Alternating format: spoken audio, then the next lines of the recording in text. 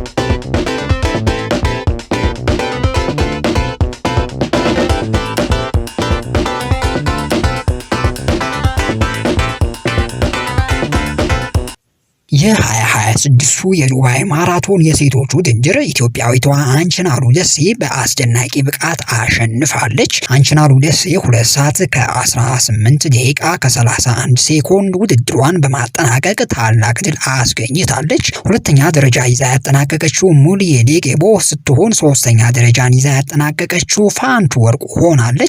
የተቀረው እስከ 10ኛ ያለውን ደረጃ የኢትዮጵያውያን ሴት አትሌቶች ይዘው አጠናቋል።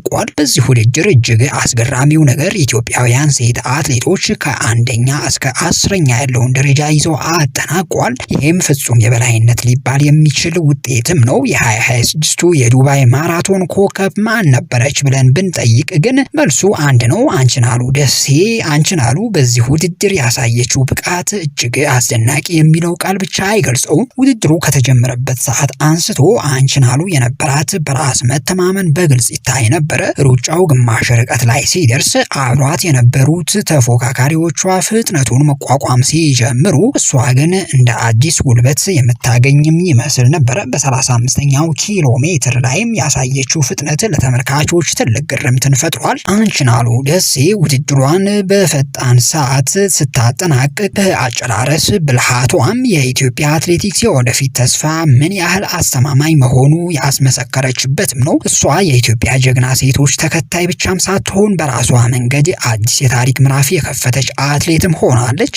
ኢትዮጵያውያን ሴት አትሌቶች ምንም አይነት የሌላ ሀገር አትሌት ጣልቃ ሳያስገቡ ነው ከአንደኛ እስከ 10ኛ ያለውን ደረጃ ይዘው ያጠናቀቁት። ከሁሉም በላይ ግን የ2026ቱ የዱባይ ማራቶን ያሸነፈችው ኢትዮጵያዊቷ አትሌት አንችናሉ ደሴ የብዙዎችን ቀልብ አሁንም ይዛ ቀጥላለች። በዚህ የዱባይ ማራቶን አንችናሉ የግል ምርጥ ሰዓቷን በከፍተኛ ሁኔታ በማሻሻል 2 ሰዓት ከ18 ደቂቃ ከ31 ሴኮንድ በሆነ ሰዓት ነው ማሸነፍ የቻለችው። አንችናሉ የገባችበት ይሄ ሰዓት የቀድሞ የግል ምርጥ ሰዓቷን በ4 ደቂቃ ገደማ ያሻሻለችበት ውጤትም ሆኗል። ከሁሉም በላይ የሚያስገርመው ደግሞ ከጥቂት ወራት በፊት የዙሪክ ማራቶን ላይ እንደዚሁ በአስደናቂ ብቃት አሸንፋ ብዙዎችን ጉድ ማስባሏ አይዘነጋም። ውድድሩ እጅግ ፈታኝ የነበረው በመጨረሻዎቹ 2 ኪሎ ሜትሮች ላይ ነበረ ሊባል ይችላል። ሌላዋ ኢትዮጵያዊት አትሌት ሙሉዬ ዴቄቦ ውድድሩን በከፍተኛ ብልጫ እየመራች የነበረ ቢሆንም በመጨረሻው ሰዓት በገጠማት የሆድ ህመም ምክንያት